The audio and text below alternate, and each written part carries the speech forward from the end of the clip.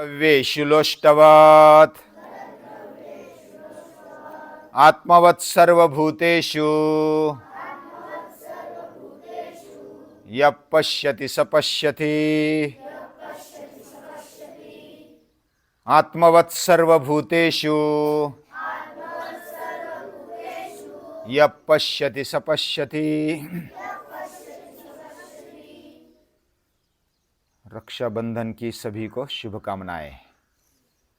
रक्षाबंधन ये जो उत्सव है ये भारतीय उत्सव है। भारतीय संस्कृति ने इसको बहुत ही महत्व दिया है।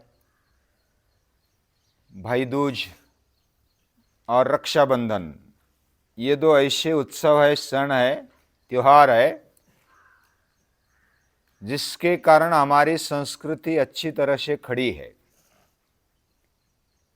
यानी हमने परसों देखा कि ये जो नाता है वो शुद्ध या तो पवित्र, सबसे शुद्ध सबसे पवित्र ऐसा नाता है।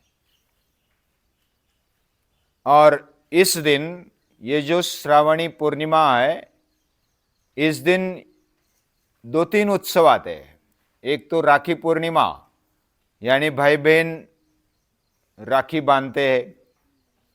दूसरा है श्रावणी पूर्णिमा, यानी कि यज्ञोपवीत धारण किया जाता है या तो धारण किया हुआ फिर अभिमंत्रित करके फिर पहना जाता है।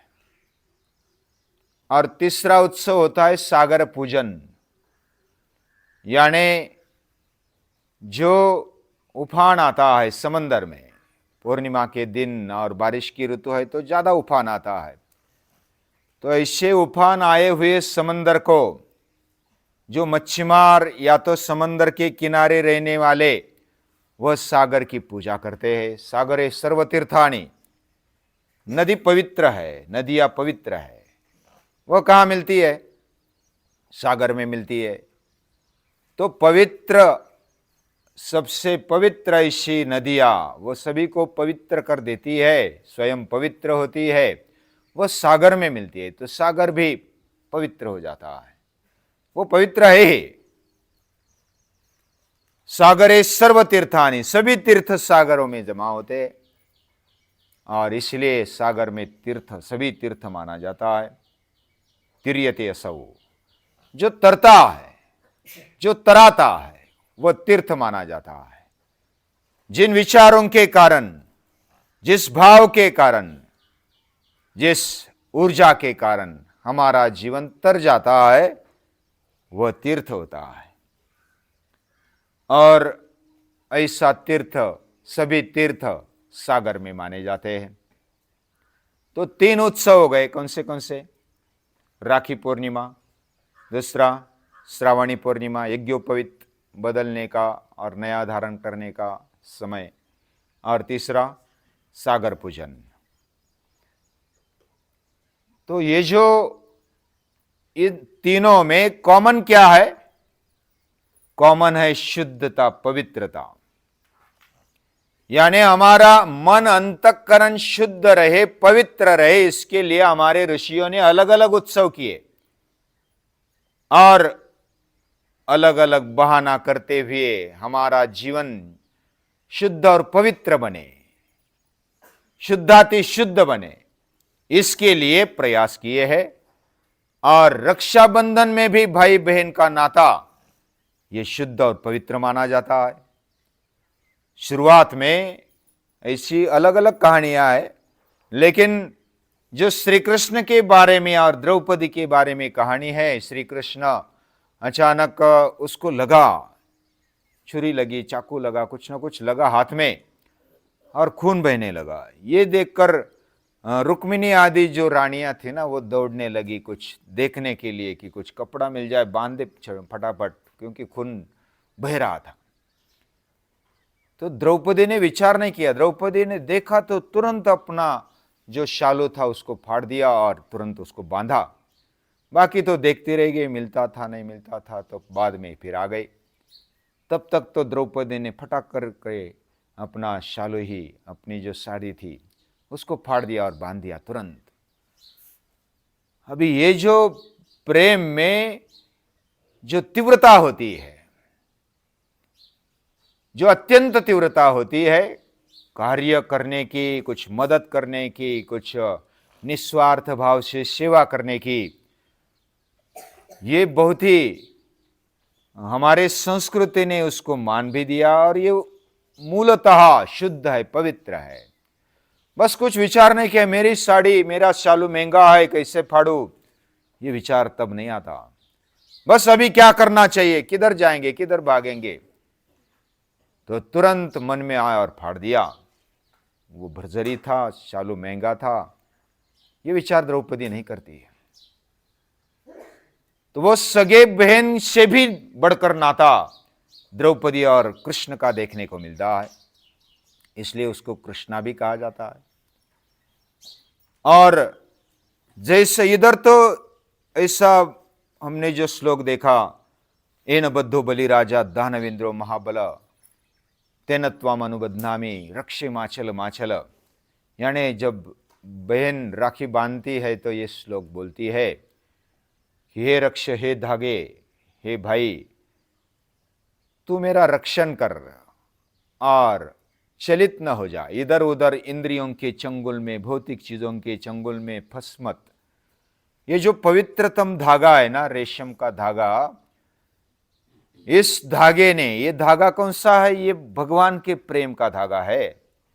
और ऐसा भगवान जिन्होंने बलि राजा को बांधे, इतना बलवान था, दानवेंद्र था, महाबली था, और ये न बद्धो बलि राजा को भी बांध दिया। यानी प्रेम से कितनी बड़ी शक्ति हो, उससे बांधा जाता है। जो हम शक्ति से नहीं पा सकते, नहीं जीत सकते, वह प्रेम से जीत सकते हैं। तेनत्वाम अनुबदनामी, वही धागा, वही प्रेम का प्रतीक, भगवान के प्यार से मैं तुम्हें बांधती हूं और तू इससे चलित मत हो जा, इधर उधर भाग मत। इधर उधर मतलब ऐसा फिजिकली भागना नहीं है, भौतिकता पांव चलकर भागा ऐसा नहीं है। अपना मन भागता है, अंतःकरण भागता है, अलग अलग विषयों में, इंद्रियों के वासनाओं में वो भागते रहता है, उसको चलित मत होने दे। और इसलिए हमारी संस्कृति कहती है मातृवत परदारेषु। जैसे शिवाजी महाराज ने वह प्रैक्टिकल में लाया हुआ दिखाई देता है। कल्याण के सूबेदार की सुन बहू मराठा सरदार लेकर आता है तो शिवाजी महाराज बोलते ये गलती की तो नहीं। फिर भी सामने जो खड़ी युवती है बहुत ही सुंदर है, अशी चमची आई अस्ति सुंदर रूपवती, अम्मे सुंदर निपजलो अस्तो वदले छत्रपति। छत्रपति क्या बोले, ऐसी मेरी मां होती तो मैं भी कितना सुंदर होता। यानी मां का रूप उसमें देखा। मातृवत परदारेषु, ये भावना है ना, ये बहुत बड़ी है। यानी कोई भी स्त्री देखी, स्त्री आजकल और बुरी दुनिया में ज्यादातर क्या है, स्त्री यानी वस्तु है।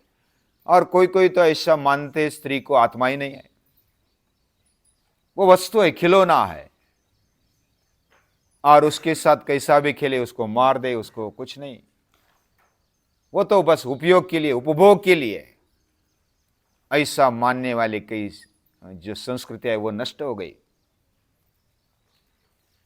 ऐसी संस्कृति हमारी भारतीय संस्कृति है, हर एक में देवत्व देखती है, हर एक में पवित्रता देखती है। और यह दिव्यता देखने वाली संस्कृति इसलिए महान है कि इसी के नाते पर अभी जो समस्याएं आती है, कोई धन चुराता है, कोई भ्रष्टाचार करता है, कोई स्त्रियों पर अत्याचार करता है, क्यों करता है? उसके मूल में क्या है? लालच है। उसके मूल में क्या है? वासना है, कामना है, पशु जैसी भोग भोगने की वृत्ति है। हम भी पशु जैसे ही अगर भोगी भोगते तो पशु जैसे ही है। हमारे में और पशु में क्या अंतर हुआ? हमारे पास विशेष ऐसी बुद्धि दे दी और उस विशेष बुद्धि के कारण हम विचार करते हैं, योग्य विचार करते हैं, और विवेक से कैसा बर्ताव करना चाहिए, ये हमारे जीवन में लाते हैं।